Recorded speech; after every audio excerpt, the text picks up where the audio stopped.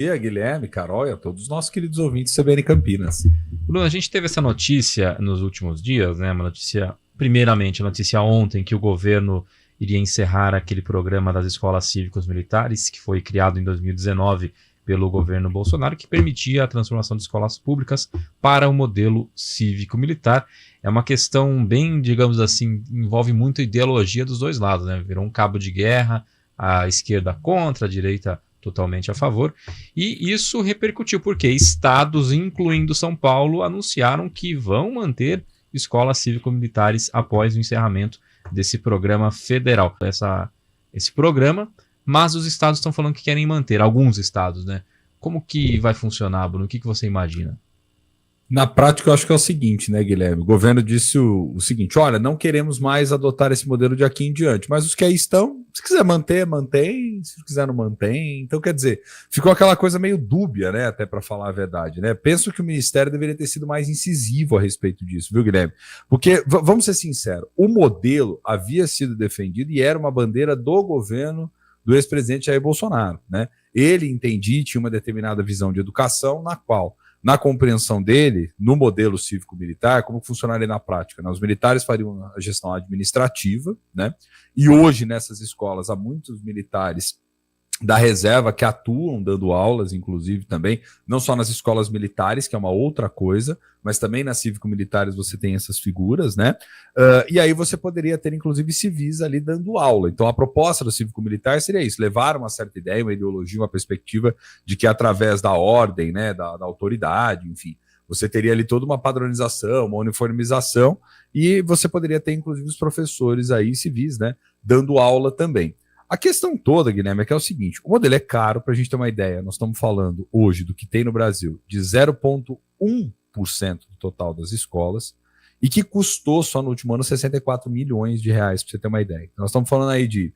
E mesmo quando foi aberto o programa, se não me falha a memória, acho que não chegou a 200, um pouquinho mais, um pouquinho menos, a quantidade de escolas nacionalmente que vieram a aderir ao modelo ou que tinham desejo de fazer esse ingresso no modelo. Então, na prática, Guilherme, o que acaba acontecendo? É um modelo extremamente caro, né?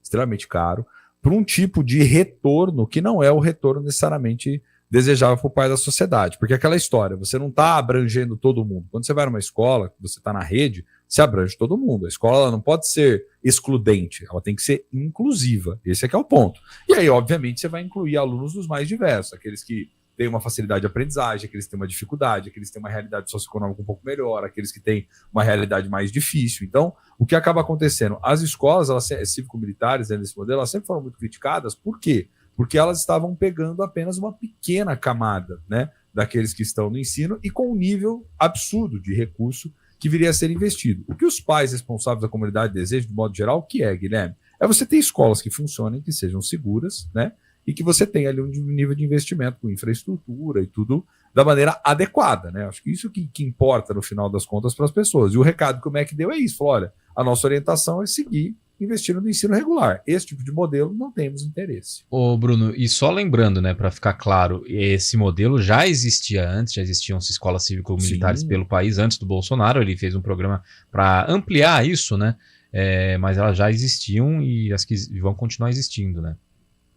Exato. Elas já existiam antes, assim como você tem também colégios militares, assim como você tem algumas escolas de ensino médio federal. Por exemplo, os institutos federais têm um ensino que é um ensino diferenciado em relação a muitas das redes, Guilherme, né? Você vai, por exemplo, nas escolas dos institutos federais de ensino médio, você tem professores excelentes, né, excepcionais também, né? Não que você não tenha na rede, tá? Só para deixar bem claro aqui e ser muito tranquilo com todos os meus colegas aí também de profissão. Você tem professores excepcionais, você tem professores excelentes, que você tem por vezes falta infraestrutura, falta segurança adequada, né? Falta você ter a garantia ali mínima para você poder realizar o seu trabalho, né? Então acho que o que o MEC tem que focar cada vez mais, o Guilherme, lá atrás já era um ponto que para mim era muito claro, não existe milagre em se tratando de educação. O Brasil, que é um país que tornou a educação uma política pública de caráter universalista, e principalmente após a Constituição de 88, vem ampliando a oferta educacional, tem que ter um compromisso com a qualidade, tem que ter um compromisso com uma remuneração adequada para esses profissionais e uma infraestrutura que dê conta de poder abranger os alunos, né? Não existe milagre aqui.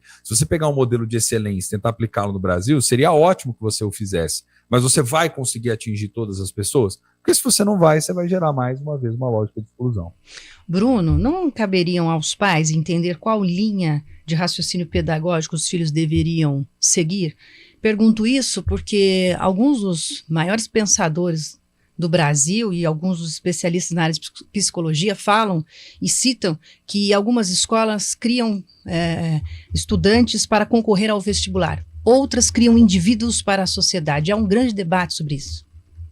Há um grande debate, Carol, isso é fundamental. Aliás, nós estamos mergulhados nele indiretamente, né? Porque vamos nos lembrar, a gente teve a implantação, por exemplo, do novo ensino médio, que seria essa etapa mais próxima, né, dessa lógica do final da educação básica e início depois do indivíduo no ensino superior, no ensino técnico, ou diretamente no mercado de trabalho, onde a gente está discutindo justamente fatores relacionados à diminuição da evasão escolar, ou seja, que tipo de estímulo, de estratégia vai ser criado para fazer com que esses alunos consigam cumprir esse ciclo, que é fundamental, né, na vida deles também como um todo.